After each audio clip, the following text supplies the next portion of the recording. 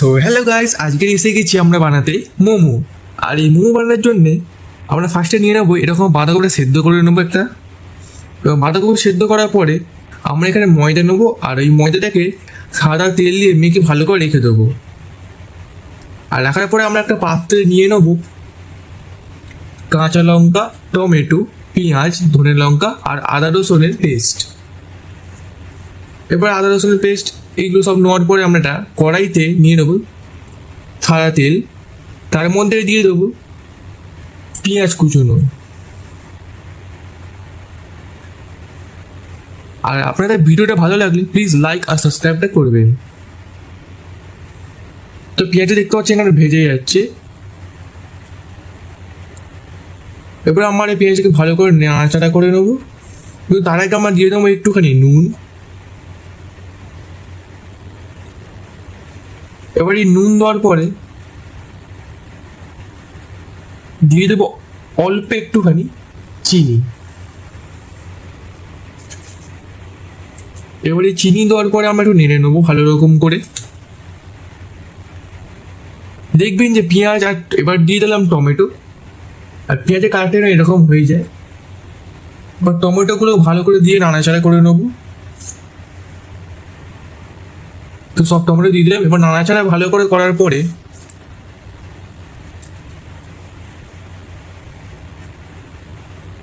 দিয়ে দেবো আমরা আদা রসুনের পেস্ট। এবার আদা রসুনের পেস্ট দিয়ে ভালো করে নাড়াচাড়া করে নেবো। দেওয়ার পরে দিয়ে দেবো কাঁচা লঙ্কা।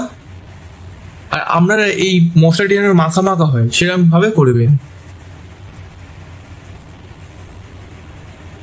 এবার এর মধ্যে দিয়ে দেবো পরিমাণ মতো ধনে পাতা। এবার এর মধ্যে ধনে পাতা দেওয়ার পরে ভালোভাবে ওটাকে নেড়ে নেবো।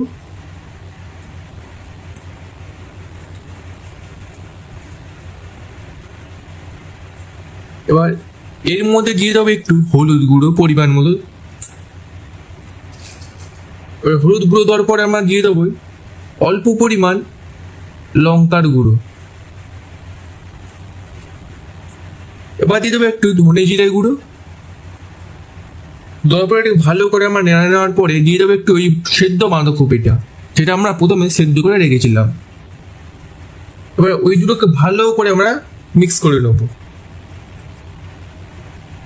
যাতে ওইটা একটু মাখা মাখা হয়ে যায়। তো এখানে ভালো করে আমরা নাড়াচাড়া করে নিলাম। তো নেওয়ার পরে দেখবেন দেখতে কিছুটা যাতে এরকম হয়, তাহলে বুঝবেন যে আপনার পেস্টটা তৈরি।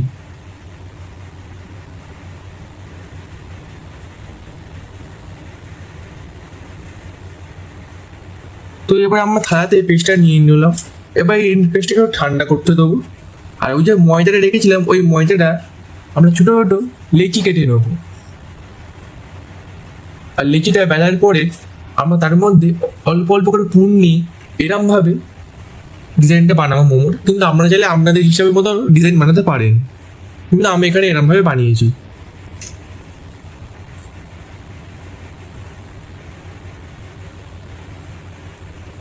তো এখানে দেখুন ডিজাইনটা কিরমভাবে বানানো হচ্ছে।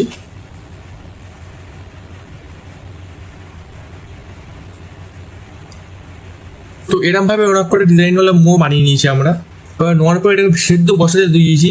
ওই সেদ্ধ বসার পরে যখন এরকম হয়ে যাবে তখন বুঝবেন যে আপনার মোমোটা তৈরি। আর মোমো তৈরি হয়ে গেলেই পাত্রের পরিবেশনের তৈরি। দেখুন মোমোটা পুরো ভালো হয়েছে, কি সুন্দর।